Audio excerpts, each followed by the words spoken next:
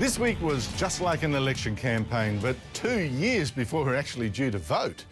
Julia Gillard is frantically selling her carbon dioxide tax, and opposition leader Tony Abbott is just as frantically campaigning against it. Can we stand 2 more years of this? Joining me are the editor of The Spectator, Tom Switzer, a former senior advisor to then Liberal leader Brendan Nelson, and Dr Dennis Glover, a former speechwriter to 3 Labor leaders. Dennis, this campaigning seems to be about more than just winning the next election. It's like winning the next poll or saving the leadership position. You know, I find it incredibly depressing that that's the case. Australia has got to get out of this mindset of fighting continual election campaigns, this continual campaigning. It stops any sort of reform, and we're seeing that again in this last week. Isn't it? Well, I can't understand why the government has started what appears to be an election campaign. I mean, they've got legislation, they should introduce it into the parliament and get on with governing. And it doesn't seem actually to be going very well with Julia Gillard. I think she's actually campaigning this frantically because her very position as a Liberal leader, a Labor leader, is in trouble. Well, that's quite conceivable, but the broad cross-section of the Labor Party wants something that they don't have, and that is democratic legitimacy for this carbon tax. And you know, if she really wanted to have legitimacy for this controversial tax, she should take it to the people, just like John Howard did with the GST in 1998. And she won't do that because she knows it's overwhelmingly unpopular, and that's really why she's in the doldrums right now. Well, give her some credit. Yesterday she went down to Hazelwood Power Station in Victoria, supplies 1/4 of the state's power, and her plan is to close it down without actually anything to replace it. And she bearded the workers in their own den. Have a look at how she herself described how it went. Mood was anxious. There's a lot of anxiety there. Well, what she didn't do was allow TV cameras in there, Dennis. She didn't want another moment like that Brisbane shopper moment of letting the nation see what workers really thought of it.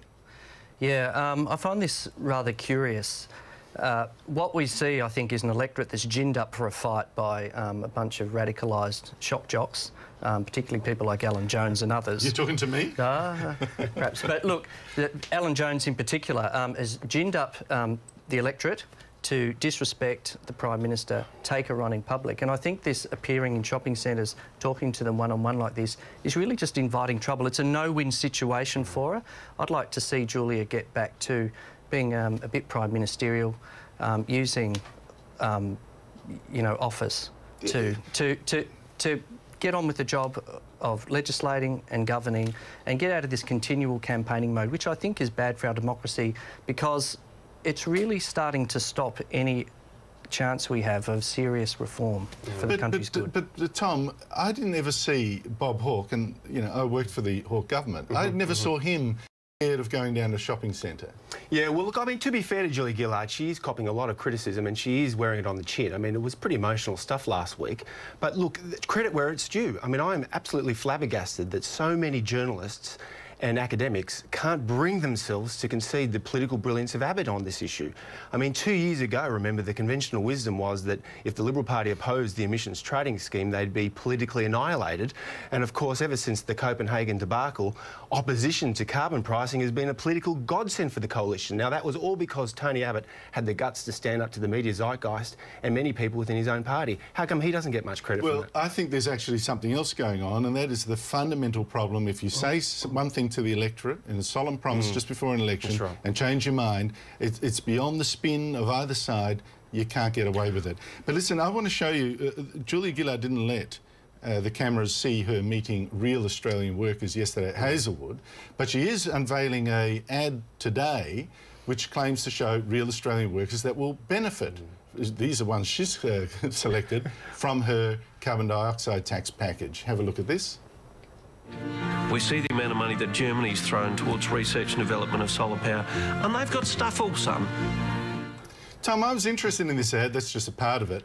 It was all about the money we could make from it, about the new green opportunity, forgetting the fact that Germany, for example, it costs $250,000 for each of the green jobs it actually created. But look, no more about saving the planet. No, that's exactly right, and that's what's been missing. And I think a lot of the voters are very confused because they're wondering what the heck is all this about. I mean, I think regardless of all these taxpayer-funded advertisements, this is set in stone now. It's a bit like what the former US Vice President Walter Mondale said about political imaging. It's like mixing cement. You know, at first it's wet and you can shape it and move it to how you like, but eventually it sets in concrete, it's dried up, and there's not much you can do. I think it's come to that stage now for the carbon tax. There's not much you can do. Dennis, I'm thinking that Julia Gillard's just lost control of the messages. And I want to say to you, I want to just put a little gossip out there for you. Now, you worked for Simon Crean. I thought Simon Crean kept the show on the road quite nicely, undermined by his own side. Last week, Simon Crean's odds of becoming Labor leader again were $101. This week, sports bettors, he's been brought down to $11. Oh. Betstar had $11 and suspended betting. There seems to be a plunge on. I think it's members of the Liberal. I think it's members of the Liberal Party getting their wallets out. You've just come back for an expensive holiday. What are you up to? That wasn't me. No, I don't. I don't bet in politics. Simon Crean. It's a silly question because there's no leadership change on. So you've seen the polls, mate. Well, the polls are bad for Julia, but the agreement between the independents is with Julia, not with the Labor Party. And I think if they change leaders, as I've said before, they'd be choosing a new opposition leader. I can't see the independents ever letting go of Labor. That's their lifeline. I want to talk about one thing that really disturbed me this week. Tom, Bob Brown demanding an inquiry into media and including an inquiry into the opinions that they ran and the proportion in which they ran them. It seems to me is very upset about Conservative criticism of him. Have a look at... which requires that the media is even-handed, unbiased and, to a degree, selfless. What's he on about? Well, I think Clive Hamilton probably needs to revise his book, Silencing of the Dissent, and that's essentially what he's on about. He wants to silence dissent. Look, what's happened here is the so-called Murdoch press, or the hate media, according to Bob Brown and the Greens, is merely subjecting the Greens to a bit of scrutiny. It's doing to the Greens what Fairfax and the ABC quite rightly do to the Coalition over the years. Now, there's nothing wrong with that at all. There's not worried about the overwhelming left bias of the ABC, is he, Dennis? No, look, you mentioned my holiday before. One of the things I noticed when I was in France and Italy is that you go to a newsstand and there are dozens of quality newspapers from every part of the political spectrum. I think in Australia, despite what you think about the left bias of some parts of the media, in Australia there isn't a significant group of supporters in the media for the Labor Party generally. Labor in opposition over those years did not put together the sort of cheer squad that the Liberal Party now has. The ABC?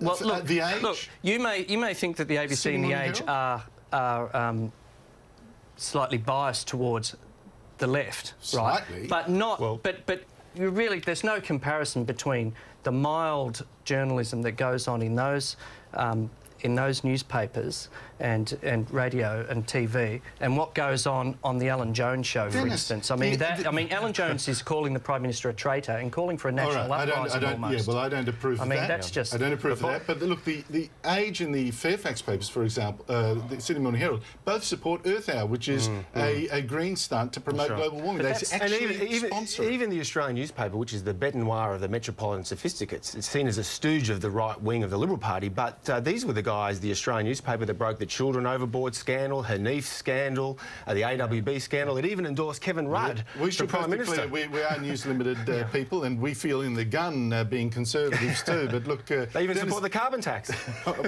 Yeah, that's a terrible mistake. I must talk to Rupert about that. Dennis Glover and Tom Switzer, thank you very much for joining me. Thank you. Coming up, why is the Prime Minister crying, and will it work? We hear from feminist Clem Bastow.